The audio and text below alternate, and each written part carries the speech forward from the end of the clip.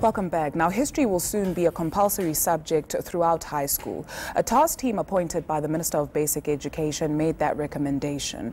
They say the subject should replace life orientation. The team was put together 3 years ago. Let's find out more from the department's Elijah Mahlangu, as well as a history teacher at Jeppe High School, Portia Nkabinda. Very good morning to you, and thank you so much for joining us. I think maybe let's start with a definition of what the study of history is, especially in high school. Okay, I think with history is more about story of the past, events, people, and it's a record of truths. Yes. A record of truths. Elijah, what would you say informed this decision to set up this task team, and what was the department looking for? What is wrong with the current curriculum of history? Well, the minister received representations from stakeholders in the basic education sector and elsewhere, making a request for her to consider making history a compulsory subject sometime in 2012-2013. And in 2014, she announced her intention to do that. And in their representations, people did say that there's lack of knowledge about the country, where it comes from, some of the heroes of the past that are not captured in the current curriculum. And the fact that our history was not really talking about us. It was a story of other people in Africa, and we were, by the way, in that story as a people.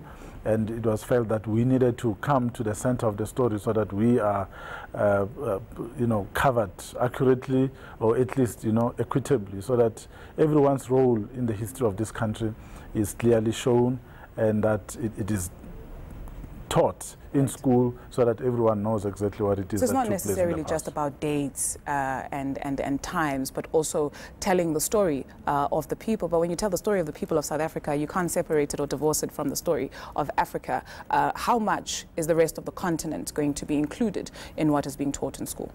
It's going to be there. There's going to be a lot of it, because one of the recommendations of the task team is that we need to have 2 papers at grade 12 level. In fact, even right across the senior phase, we need to have paper 1, which will focus on African history, with South Africa playing a huge role there, and the second paper will be on world history, which means that now there will be a full in-depth focus on what took place on the continent, the role players, the dates, but also, more importantly, the context, because that's important as well. When you tell history, it has to be in context. So we hope that our teachers, when they do so, will be able to put that across. Right. And Portia, when you do tell that history, how do you see it or perceive it helping in social cohesion, where people understand where the next person is coming from?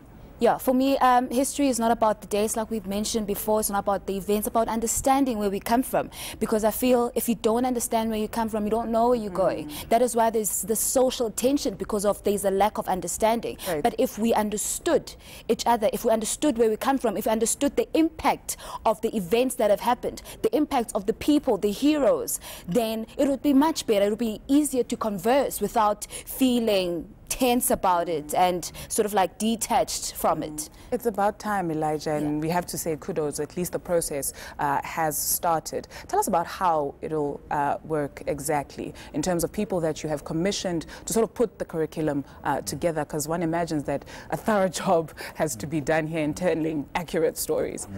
Well, the first step has already been taken. This team was appointed in June 2015, and they set out to do a comparative international study to check what other countries are doing, whether in other countries history is compulsory or not. The second thing that they looked at was whether we needed to review the content. And it was a diverse group of people from UNISA, VETS, and other universities. And we are happy that we had credible people who arranged roundtable discussions and invited people to come for engagement to talk about this issue, so that we're able to have a rich report which would have been informed by a wide range of views from people from different backgrounds. Right. So we like that, because it's going to enhance the process. So now what we need to do, the minister will take this report and say, how then do we drill down to the details of implementing this? And that too will be done.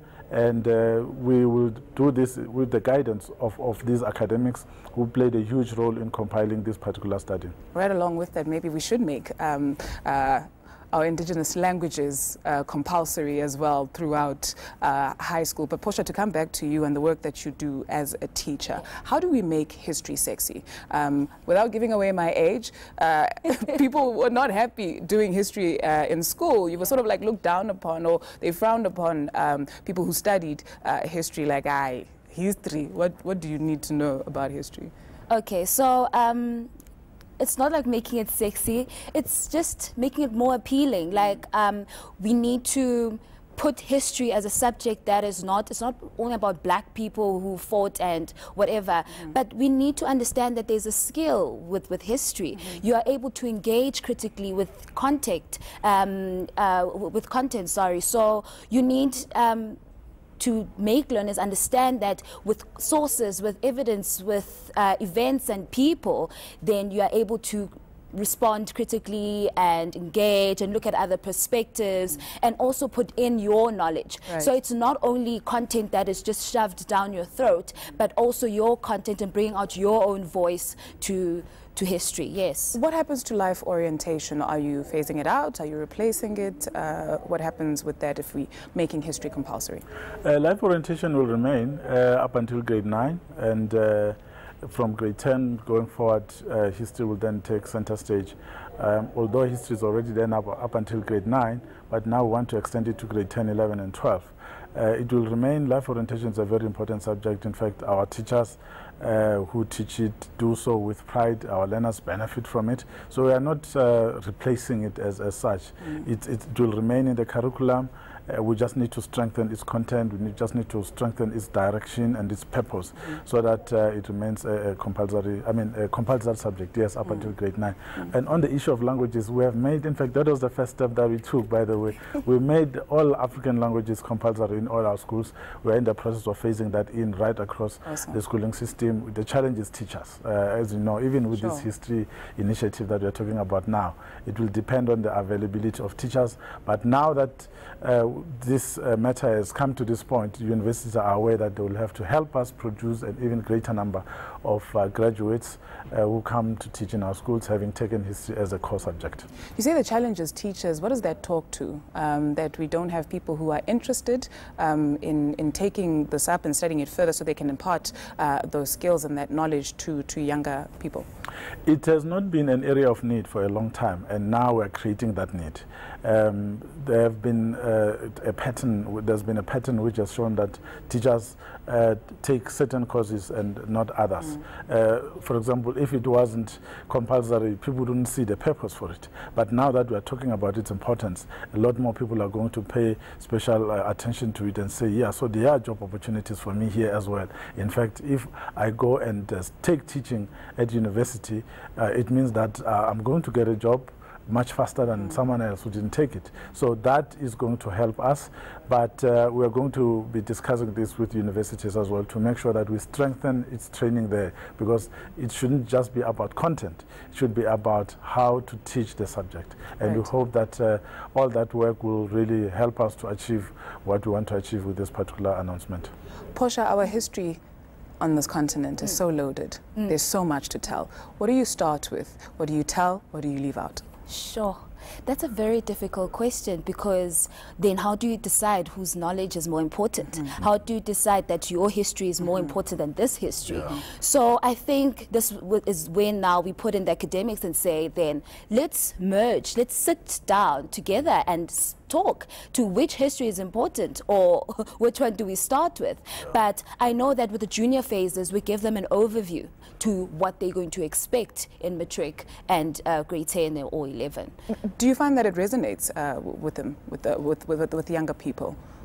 It doesn't now. But look, when they grow up, they'll realize that, no, look, we need to, start engaging at that level, because then we are still building our country. So it's just maturity levels. But now with history, I mean, you do find children who are like, I'm so bored, I hate history or whatever, but they don't realize the importance of it. So as soon as you add in that compulsory factor to it, they will see that, okay, maybe I need to engage more, I need to read more about the past so that I understand. So it's more about what they need to know so that it helps them in the future. Elijah, the department has faced a number of challenges in terms of trying to change certain aspects of the curriculum. If you look at the issue of Afrikaans being a language that is taught in schools, MEC Lesufi has been facing a lot of challenges around that. What sort of challenges do you foresee this bringing or presenting in trying to actually make this a reality? Well, there are some people who are saying that this is the ANC's way of telling their own story, and we disagree with that because it's not about that. We are saying that we don't want to commit one mistake when trying to correct another.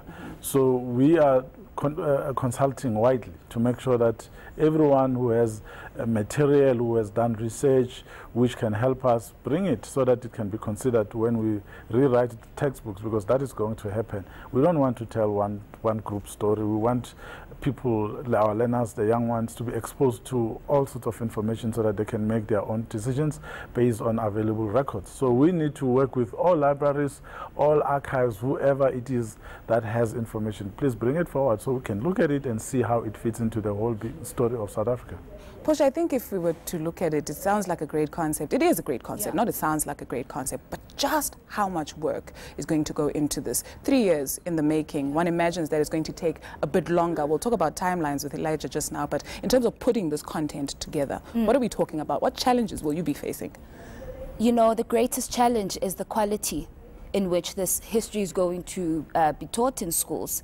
It's the resources. Does that mean we need to revamp the files that we have with our resource files? Do we throw away the old posters? Does it matter? Do we bring it forward? Like, it's going to be, we need to understand that there's going to be more resources that we need to work, new resource. Right. Textbooks are going to be written. How much is that going to cost the government?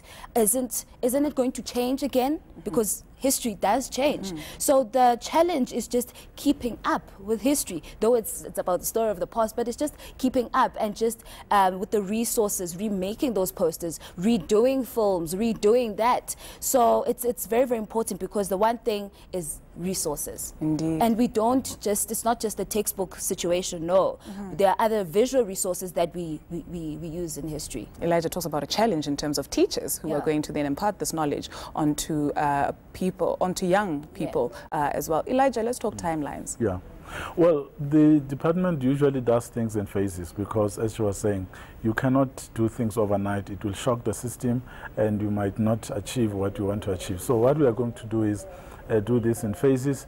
2025 will be the last year when history becomes compulsory in grade 12. But the 2 years before that, it will be grade 11 and 10. So it will start in grade 10 and then 11 and learn a few lessons as we implement. And then eventually in 2025, it will be compulsory right across the system. So here there are two things. The first one is whether to make it compulsory. Yes, that will happen. The material, yes, it will be done in phases. We'll be engaging our publishers. We've also found that material is there. It was hidden. It was hidden. Yes, there's information that was not put in the textbooks for a particular purpose, and we are saying it cannot continue like that. The whole story needs to be told. Right. Whether it's the truth or it's not the truth, the information needs to be out there for the teachers to use to teach the learners. The learners will have to critically think about it and make their own decisions. Sure. We could talk about this the whole day. Thank you very much for coming through this morning. This was very insightful. And again, kudos. You did say that the department's doors are open, so if we would like to maybe contribute or whatever, the public is more than welcome to do so. I'm imagining we can go onto the website. Yep, absolutely. Education.gov.za. Awesome. Thank you so much again for joining us. Elijah Mahlangu from the Department of Basic Education, as well as Posha Nkabinde. She's a history teacher at Jeppe High School for Girls. We take a short break. Coming up, Tanya Neft on The Spotlight.